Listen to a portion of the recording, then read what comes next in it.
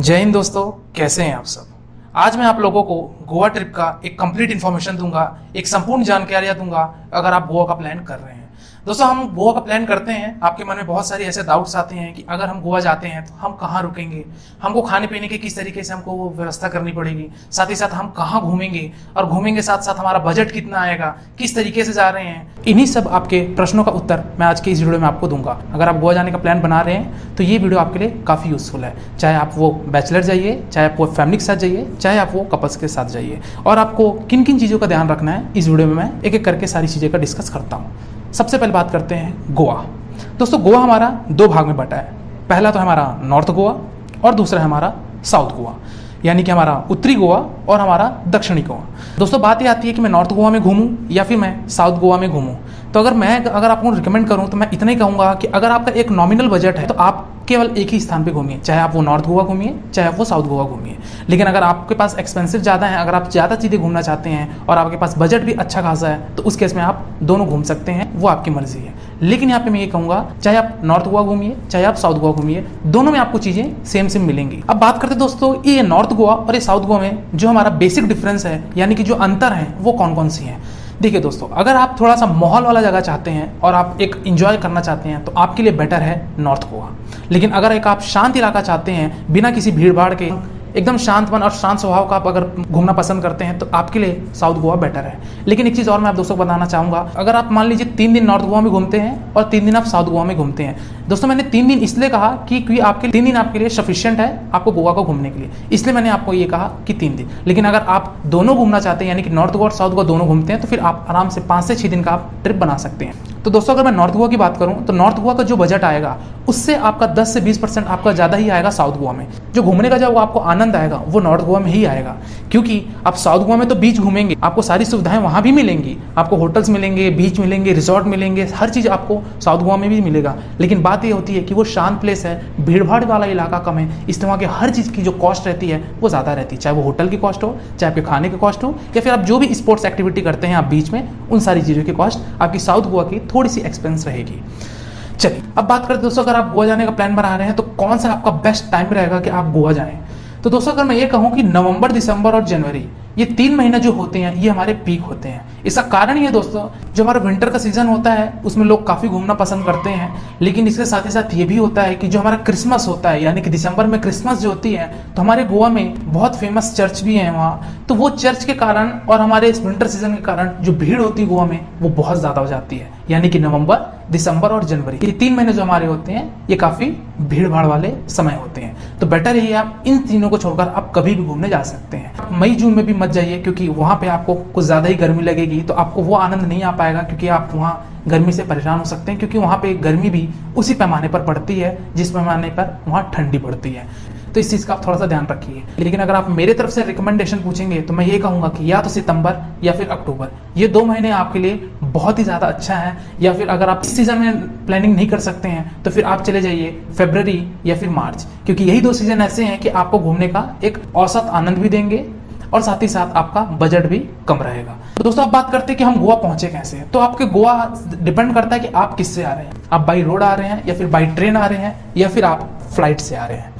दोस्तों, अगर मैं बात करूं, अगर आप फ्लाइट से आ रहे हैं तो सिंपली आपको वास्को डी गामा जाना पड़ेगा। अब वास्को डी गामा हमारा पड़ता है साउथ गोवा में, वो इंटरनेशनल एयरपोर्ट है। इंडिया के हमारे सारे बड़े एयरपोर्ट से आपको डायरेक्ट फ्लाइट वहाँ कनेक्टिविटी मिल जाएगी। अगर डायरेक्ट फ्लाइट नहीं मिलती है तो आप मुंबई जाके मुंबई से आप डायरेक्टली गोवा आ सकते हैं। चलिए, अगर आप ट्रेन से आते हैं तो दोस्तों, अगर आप ट्रेन से आते हैं तो यहाँ पे 2 रूट है आपके लिए। या तो आप अगर साउथ गोवा घूमना चाहते हैं तो आपको जाना पड़ेगा मडगांव या फिर वास्को डी गामा। दोस्तों, वास्को डी गामा हमारा रेलवे स्टेशन भी है और साथ ही साथ हमारा एयरपोर्ट भी है। लेकिन वास्को डी गामा हमारा डेड एंड लाइन है, यानी कि उसके आगे कोई भी रेल लाइन नहीं है। तो वहाँ पे जो आपको ट्रेन मिलेगी वो आपको थोड़ा कम मिलेगा, क्योंकि वहाँ पे हमारी डायरेक्ट ट्रेन बहुत ही कम जाती है वास्को डी गामा बड़े बड़े हमारे राज्यों से या फिर बड़े बड़े हमारे स्थानों से। तो आप कोशिश ये करिए कि आप मडगांव आ जाइए। दोस्तों मडगांव हमारा वास्को डी गामा से 30 किलोमीटर पहले पड़ता है, यानी कि हमारा 1 घंटे का रास्ता है। तो आप पहले मडगांव आ जाइए और मडगांव से आप डायरेक्टली बाई रोड भी आप गोवा आ सकते हैं, यानी कि आप अगर नॉर्थ गोवा आना चाहते हैं तो नॉर्थ गोवा, या फिर साउथ गोवा आना चाहते हैं तो साउथ गोवा के आप किसी पर्टिकुलर आप बीच में घूम सकते हैं। लेकिन अगर आप ट्रेन से ही वास्को डी गामा तक कवर करना चाहते हैं तो आप ट्रेन से भी कवर कर सकते हैं। वो 30 किलोमीटर आपका बाई ट्रेन भी कवर हो जाएगा और आपको मडगांव से वास्को डी गामा के बीच में काफी ट्रेनें मिल जाती हैं। दोस्तों अगर मैं बात करूं नॉर्थ गोवा की, तो नॉर्थ गोवा अगर आप जाना चाहते हैं तो आपको आना पड़ेगा थिविम।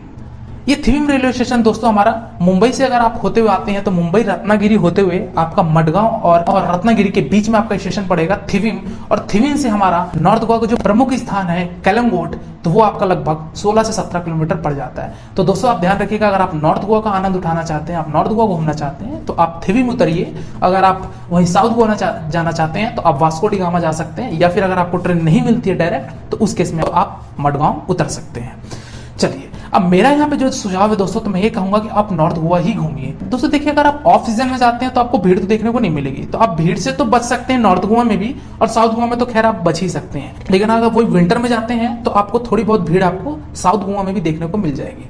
अगर मैं पर्सनल ओपिनियन बताऊं तो आप नॉर्थ गोवा ही घूमिए, क्योंकि आपकी सारी चीजें कवर हो जाएंगी जो कि आप साउथ गोवा में थोड़े से ज्यादा पैसे देकर आप घूमेंगे। तो आप नॉर्थ गोवा में ही घूमिए, क्योंकि वहां का जो माहौल है, वहां की जो सीन है वो काफी अच्छी है। चलिए अब बात करते हैं दोस्तों नॉर्थ गोवा। तो मैं पहुंच गया, यानी कि मैं थिविम रेलवे स्टेशन भी आ गया, या फिर अगर आप फ्लाइट से आ रहे हैं तो आप नॉर्थ गोवा तक पहुंच गए। नॉर्थ गोवा में मैं सबसे पहले एक प्लेस का नाम लूंगा, वो है हमारा कलंगोट। कलंगोट एक सिटी है और वहां की जो बीच है उसी को हम कहते हैं कलंगोट बीच भी कहते हैं, जो कि काफी प्रसिद्ध बीच है और काफी फेमस बीच है और सबसे बड़ा बीच भी हम कह सकते हैं। दोस्तों कलंगोट बीच हमारा, अगर मडगांव से बात करूं तो मडगांव से हमारा लगभग वो 60 किलोमीटर की दूरी पे पड़ता है। वास्को डी गामा से बात करूं तो लगभग वो हमारा 30 से 35 किलोमीटर की पड़ता है, अगर आप साउथ गोवा से आ रहे हैं तो। लेकिन अगर मैं बात करूं थिविम से आते हैं तो लगभग आपका कलंगोट 17 से 20 किलोमीटर के आसपास आपका कलंगोट स्थान पड़ता है। दोस्तों अगर आप साउथ इंडिया से आ रहे हैं, यानी कि आप तमिलनाडु, केरला और बेंगलोर साइड से आ रहे हैं, तो उस केस में आप तो मडगांव ही उतरिए। लेकिन अगर आप नॉर्थ साइड से आ रहे हैं, यानी कि आप महाराष्ट्र, दिल्ली, मुंबई, छत्तीसगढ़, मध्य प्रदेश से आ रहे हैं, तो उस केस में आप थिविम उतरिए, जो कि है हमारा नॉर्थ गोवा में। चलिए तो दोस्तों हम बात करते हैं कि हम रेलवे स्टेशन पहुंच चुके हैं, यानी कि हम थिविम आ चुके हैं। अब यहाँ पे बात ये आती है कि हम टैक्सी से जाएं या फिर हम पर्सनल गाड़ी करें। दोस्तों बाकी शहरों की तो बात मैं नहीं कर सकता, लेकिन गोवा में अगर आप पर्सनल कैब करते हैं, यानी कि पर्सनल गाड़ियां करते हैं, चाहे आप वो रेंट में आप स्कूटी ले लें, चाहे आप वो रेंट में बाइक ले लें, चाहे फिर अगर आप कार पसंद करते हैं, अगर आपकी बड़ी फैमिली है, अगर आप फैमिली में जा रहे हैं तो आप एक कार भी हायर कर सकते हैं। दोस्तों कार, बाइक और स्कूटी, इनका मैं अलग से एक वीडियो बना दूंगा, या फिर अगर आप पर्सनली पूछना चाहते हैं मेरे से तो आप मेरे इंस्टाग्राम पे मुझे क्वेश्चन कर सकते हैं किस तरीके से मुझे कार, बाइक या फिर स्कूटी मुझे हायर करनी पड़ेगी। तो इस वीडियो में बाइक डिस्कस नहीं करता हूं, बस इतना ही कहूंगा कि आप वहां पे पर्सनल कैब भी ले लीजिए। लेकिन अगर आप सक्षम नहीं है गाड़ी चलाने में या फिर कार चलाने में, वो हायर नहीं कर सकते हैं, तो उस केस में आप टैक्सी कर सकते हैं। दोस्तों ये बात आती है कि मैं गाड़ी हायर क्यों करूं, तो दोस्तों मैं ये कहना चाहूंगा कि अगर आप गाड़ी हायर करते हैं तो उस केस में आपका जो कॉस्ट आता है वो आपका कम आएगा। अगर आप टैक्सी हायर करते हैं तो आपका कॉस्ट ज्यादा आएगा। तो बेटर यही है कि आप गाड़ी हायर कर लीजिए। गाड़ी कैसे हायर करनी है इसको मैं आपको पर्सनल एक अलग से वीडियो बना के दे दूंगा, लेकिन अगर आप मेरे से पर्सनली पूछना चाहते हैं तो आप मेरे इंस्टाग्राम पे मुझे मैसेज कर सकते हैं, या फिर मैं इसी चैनल पे आपको वीडियो दे दूंगा। तो दोस्तों अगर आप स्कूटी हायर किए हैं तो स्कूटी का भी लगभग आपका एक दिन का जो किराया है वो लगभग 350 रुपए है। और स्कूटी की जो टाइमिंग होती है, जो यानी कि जो भी वहाँ हमारे एजेंट्स होते हैं उनका जो टाइमिंग रहता है वो शाम के 6 बजे से अगले शाम के 6 बजे तक, यानी वो उनका जो टाइम स्लॉट होता है 24 घंटे का, वो इवनिंग 6 PM से हमारे अगले दिन इवनिंग 6 PM का ये टाइम स्लॉट चलता है। तो इस हिसाब से वो एक दिन का आपका चार्ज करते हैं। 350 रुपए भी होते हैं। अगर आप बुलेट में जाते हैं तो आपको 700 से 800 रुपए भी देना पड़ जाएगा। लेकिन अगर आप स्कूटी लेना चाहते हैं, एक्टिवा, जुपिटर, इस तरीके की गाड़ी, तो आपको वो 300 से 350 रुपए के आसपास वो आपको मिल जाएंगे। अब यहाँ पे क्वेश्चन ये भी आ रहा होगा दोस्तों कि मैं गाड़ी लूंगा कैसे। तो अगर आप थिविम रेलवे स्टेशन के बाहर जाते हैं या फिर अगर आप फ्लाइट से आते हैं तो आप एयरपोर्ट के बाहर आएंगे तो आपको बहुत सारे ब्रोकर वहां मिलेंगे और ये कहेंगे आप गाड़ी हायर करना चाहते हैं, चलिए मैं आपको गाड़ी दे दूंगा। तो आप उनसे भी कर सकते हैं, उनसे आप भरोसा कर सकते हैं, क्योंकि वो एक नॉमिनल ही प्राइस बताएंगे, कुछ ज्यादा रेट नहीं बताएंगे, जो कि हर जगह का हर एजेंट का रेट वही है कि 300 से 350 में आपका एक दिन का गाड़ी का किराया आपको देना ही पड़ेगा। तो आप स्टेशन से बाहर निकलना दूर, वो पहले ही आपके पास आ जाएंगे वो ब्रोकर, आपको गाड़ी हायर करनी है, आप गाड़ी लेना चाहते हैं, चलिए मैं गाड़ी दिलाता हूँ, तो आप उनके साथ जा सकते हैं, वो आपको गाड़ी दिला देंगे। बस आपके पास एक प्रॉपर ड्राइविंग लाइसेंस होनी चाहिए जो भी गाड़ी ड्राइव करेगा, और डबल सीटी अलाउ है, ट्रिप से आप नहीं कर सकते हैं, इस चीज़ का जरूर ध्यान रखिएगा। अदरवाइज आप काफ़ी पेनल्टी के शिकार हो सकते हैं, क्योंकि गोवा में इस चीज़ का बहुत ही ज़्यादा स्ट्रिक्ट है। चलिए दोस्तों, हम बात करते हैं कैलमगोट में अब रुकने की व्यवस्था। दोस्तों कैलमगोट में 1000 से 1500 के नीचे आपको होटल नहीं मिलेगा। अगर आप एक नॉमिनल रेंज में जाते हैं तो 1000 से 1500 के होटल आप ले सकते हैं, वो एसी ही मिलेगी। अगर आप नॉन एसी में जाएंगे तो नॉन एसी आपको मिल तो जाएगी, बट उसकी थोड़ी सी जो एमिनिटीज हैं वो थोड़ी सी खराब हो सकती हैं, उसके जो हमारी सुविधाएं हैं वो खराब हो सकती हैं, लेकिन आपका फिर भी 700 से 800 होटल जाएगा ही। इसके नीचे आपको रेट पूरे गोवा में कहीं भी देखने नहीं मिलेगा किसी भी होटल का। तो अगर आप एसी रूम लेना चाहते हैं तो आप 1000 से 1500 वाले एसी रूम ही आप प्रेफर करिए, काफी अच्छा रूम रहेगा। तो दोस्तों आप होटल में, आप कैलमगोट में कहीं भी चले जाइए, अगर आप ऑनलाइन बुकिंग करते हैं तो जरूर ध्यान रखिए, सारी आप फैसिलिटीज पढ़ लीजिए कि वहाँ होटल में हमको किस किस तरीके से फैसिलिटी दे रही हैं। तो ऑनलाइन आप बुकिंग कर सकते हैं, या नहीं तो आप वहाँ जाके भी कैलमगोट में आप ऑफलाइन बुकिंग कर सकते हैं। लेकिन दोस्तों कोशिश ये करिएगा कि कैलमगोट जो बीच है हमारा, उस बीच के आसपास ही आप आधा किलोमीटर के दायरे में ही आप कहीं रूम लीजिए, तो वो आपके लिए बेनिफिट रहेगा कि आप कभी भी बीच जाके आप अपना इंजॉय कर सकते हैं। दोस्तों अगर मैं बात करूं होटल के खाने पीने की, तो आप ऑनलाइन बुकिंग करते समय आपको एक ऑप्शन आता है कि आप ऑनलाइन होटल बुक करने के साथ ही आप होटल से ही खाना मंगाइए। तो आप वो चीज मत करिए। मैं इसका कारण ये बोल रहा हूँ कि होटल वाले एक फिक्स टाइम स्लॉट में आपको खाना देंगे। अब वो कह देंगे रात का डिनर 8 से 10 बजे के बीच में ही दूंगा। अगर मान लीजिए आप उस 8 से 10 के बीच में आप कहीं अपना घूम फिर रहे हैं तो वो चीज आपका मिस हो जाएगा। इसलिए बेटर ये है कि आप होटल में अगर आप रुक रहे हैं तो सिर्फ और सिर्फ एकोमोडेशन का आप पैसा दीजिए, और आप खाने पीने का जो अपना है वो आप बाहर होटल में ले लीजिए। खाने पीने का खर्चा, तो दोस्तों अगर आप थाली सिस्टम लेते हैं तो आपको 150 रुपए के आसपास आपको खाने का खर्चा मिलेगा। 150 रुपए काफी ज्यादा है, खाने पीने के आपके कॉस्ट कम नहीं होगी। ये मैं तब बता रहा हूँ जब अगर आप एक ऑफ सीजन में जाते हैं, यानी कि सितंबर अक्टूबर, या फिर आप गर्मी के सीजन में जाते हैं, उस केस का मैं ये रेट बता रहा हूँ। यही अगर आप विंटर में जाएंगे तो यही आपका 150 रुपए थाली आपका डायरेक्टली 300 रुपए थाली हो जाएगा। और साथ ही साथ मेरा होटल का भी जो आप 1000-1500 के रुपए होटल ले रहे हैं, वो होटल का किराया भी आपका 3000 से 4000 रुपए हो जाएगा। इसलिए मैं आपको ये कह रहा था कि अगर आपका एक नॉमिनल बजट है तो आप विंटर सीजन को अवॉइड करिए। तो खाने पीने की व्यवस्था हो चुकी है, हम खाने पीने का भी जुगाड़ कर सकते हैं। खाने पीने के होटल्स आपको काफी हैं। पहले हमारे थोड़ी प्रॉब्लम होती थी दोस्तों वेज खाने के लिए, लेकिन आज के डेट पे आपको वेज नॉन वेज दोनों आपको अलग अलग होटल, सेपरेट होटल भी मिल जाएंगे। तो आप खाने का आपको किसी प्रकार का कोई दिक्कत नहीं होगा। दोस्तों अब बात करते हैं घूमने का, कैलमगोट बीच।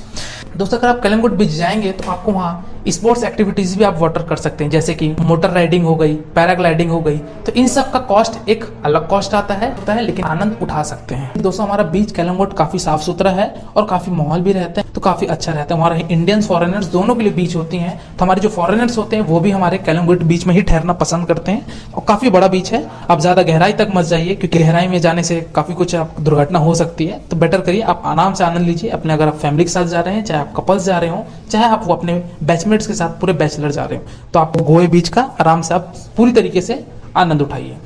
दोस्तों बात करते हैं दूसरे बीच की, यानी कि एक हमारा बीच आता है बाघा बीच। तो कैलमगोट से बाघा बीच की जो दूरी जो है हमारी लगभग 1.5 से 2 किलोमीटर की है। दोस्तों बाघा बीच में हमारा जो बीच का जो पानी है हल्का वो ब्लू कलर का है, तो आप वहां भी जाके फोटोशूट करवा सकते हैं, आप वहाँ पे एक्टिविटीज कर सकते हैं। तो क्योंकि बाघा बीच में हमारा काफी साफ सुथरा है, तो अगर स्पेशली बोलो फोटोशूट के लिए तो काफी अच्छा है, क्योंकि वो हमारे जो बीच है और पहाड़ दोनों आपस में कनेक्ट है, तो आप वहाँ पे काफी अच्छा फोटोशूट भी आप कर सकते हैं। इस तरीके से आप बाघा बीच में घूम सकते हैं, जो कि 2 किलोमीटर के दायरे पे है। तो दोस्तों आप अगर और बहुत सारी कई वीडियोस देखे होंगे, यहाँ पे आप किन्हीं से सुना होगा, तो एक बीच है हमारा अंजुना बीच। दोस्तों अंजुना बीच पहले एक जमाने में बहुत अच्छा फेमस हुआ करता था और काफी अच्छा साफ सुथरा हुआ करता था, लेकिन वर्तमान समय की अगर मैं बात करूं तो अंजुना बीच हमारा काफी गंदा बीच हो चुका है। वहां की रेतियां भी हमारी काली हो चुकी हैं। तो आप अंजुना बीच तो जाइए मत, क्योंकि वहां अंजुना बीच में ना तो किसी प्रकार के कोई हमारे पब्लिक जाती है और ना वहां पे किसी प्रकार का कोई हमारे स्पोर्ट्स एक्टिविटीज होते हैं। तो इसलिए आप अंजुना बीच मत जाइए। और अंजुना बीच लगभग हमारा कैलमगोट से 8 से 10 किलोमीटर भी पड़ जाता है, तो काफी दूर भी है, तो आप वहां मत जाइए। इसके बजाय आप चले जाइए कैंडोलिम बीच चले जाइए। दोस्तों कैंडोलिम बीच में भी आपको सारी सुविधाएं मिल जाएंगी जो आपको कैलमगोट में भी मिली थी और जो बाघा में मिली थी। दोस्तों ये अलग अलग बीच हैं, अलग अलग बीच में आपको अलग अलग सीन क्रिएट होंगे और साथ ही साथ आपको अलग अलग फोटोशूट करने के लिए प्लेस भी मिलेंगे, तो आप अलग अलग बीच में ये एंजॉय कर सकते हैं। दोस्तों मैं बात करता हूँ नाइट की। बीच में आप जो भी एंजॉय करेंगे आप सुबह ही करेंगे या तो फिर आप दोपहर के वक्त करेंगे। तो दोस्तों रात का समय हमारा केलंगोट से 1 किलोमीटर की दूरी यानी कि केलंगोट और बाघा बीच के बीच में हमारा पड़ता है एक टिटोस लाइन। जैसे दोस्तों टिटोस लाइन हमारा एक प्रकार से पब है, वहाँ कसिनो होते हैं, स्पा होते हैं, डांसिंग क्लब्स हैं, तो आप वहाँ भी इंजॉय कर सकते हैं। अगर आप बैचलर हैं लेकिन आप वही फैमिली के साथ जाते हैं तो आप टिटोस लाइन जाना अवॉइड करिए, क्योंकि वो टिटोस लाइन केवल इन्हीं चीज़ के लिए, आप मनोरंजन के लिए है। लेकिन अगर आप जाना इच्छुक हैं तो आप वहाँ भी जा सकते हैं नाइट के वक्त में, जो कि काफी रात तक वो खुला रहता है। चलिए दोस्तों अब बात करते हैं वहाँ केलंगोट में कहाँ कहाँ घूमे। तो केलंगोट में दोस्तों एक और जगह है जो कि हमारा दोस्तों 11 से 12 किलोमीटर पड़ेगा, अगौड़ा फोर्ट। दोस्तों अगौड़ा फोर्ट ब्रिटिश के जमाने का वो एक किला है, तो वो अगौड़ा फोर्ट में भी आप जा सकते हैं। काफी पूरा पुराने पत्थर से वो बना हुआ किला है, तो आप वहां भी जा सकते हैं अगर आपके पास पर्सनल गाड़ी है। अगर पर्सनल गाड़ी नहीं है तो आप टैक्सी से भी वहां से हायर करके जा सकते हैं। तो आप अगौड़ा फोर्ट भी घूमिए, काफी वहाँ अच्छा है, फोटोशूट भी आप कर सकते हैं, वो चीज कर लीजिए। दोस्तों चलिए अब हम अगौड़ा फोर्ट घूम चुके हैं। अगौड़ा फोर्ट से वापस आते समय यानी कि आप कलिंगोट की तरफ जब आएंगे तो आपको एक जगह पड़ेगी जो कि अगौड़ा फोर्ट से लगभग 3 किलोमीटर के आसपास है, जिसका नाम है सेंक्योरिम बीच।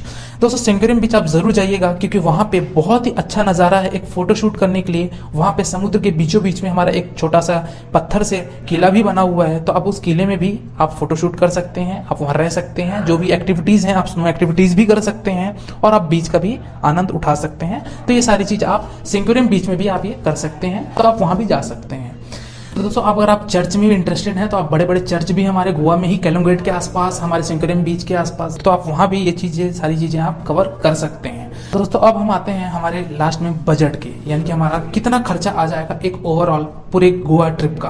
तो दोस्तों अगर आप इस गोवा ट्रिप की जो मैं आपको कॉस्ट बताने जा रहा हूँ, ये बिना किसी तरीके का शॉपिंग का, बिना किसी आपके एक्सटर्नल एक्टिविटीज़ के, यानी कि जो स्पोर्ट्स एक्टिविटीज़ करेंगे वाटर में, मोटर राइडिंग, पैराग्लाइडिंग, इनको हटा के, और साथ ही साथ अगर आप किसी प्रकार का कोई आप स्मोक करते हैं, ड्रिंक करते हैं, तो इन सारे को कॉस्ट हटा के अगर एक नॉमिनल रेंज बताऊं, एक एवरेज बजट बताऊं, वो आपका ओवरऑल गाड़ी का खर्चा, रूम का खर्चा, खाने पीने का खर्चा पर व्यक्ति पर हेड आपका वो लगभग 3 से 4 हज़ार ही कॉस्ट आएगा। लेकिन अगर आप कोई शॉपिंग करते हैं, आप इस स्पोर्ट्स एक्टिविटीज करते हैं, अगर आप कोई ड्रिंक करते हैं, आप टिटोज लाइन में जाते हैं, तो आप वहां जाकर पैसा देते हैं, तो उस केस में आपका बजट जाहिर सी बात है बढ़ जाएगा। तो इस तरीके से आप समझ गएंगे गोवा ट्रिप का ओवरऑल कैसे हमको प्लानिंग करनी है और किस तरीके से जाना है। तो अगर आपको मेरे से पर्सनली बात करनी है कि होटल कहाँ बुक करना चाहिए, और अगर आपको कोई पर्सनल इन्फॉर्मेशन चाहिए, तो आप मेरे इंस्टाग्राम पे मुझे मैसेज कर सकते हैं। साथ ही साथ आप कमेंट सेक्शन में भी बता सकते हैं कि आपको और कौन से ट्रिप का आपको वीडियो चाहिए। दोस्तों इसका मैं एक पार्ट 2 भी लाऊंगा, जिसमें मैं कवर करूंगा, दूधसागर का कवर करूंगा और साउथ गोवा के भी कुछ विजिटिंग प्लेस में बात करूंगा, तो वो मैं पार्ट 2 में लाऊंगा। और अगर दोस्तों आपको वीडियो अच्छा लगा हो तो एक लाइक कर दीजिए, सब्सक्राइब कर दीजिए और कमेंट सेक्शन में जरूर बताइएगा कि आप और कौन से ट्रिप पे आप वीडियो चाहते हैं। तो आज की वीडियो में फिलहाल इतना ही, तब तक के लिए शुक्रिया। आपकी यात्रा मंगलमय हो।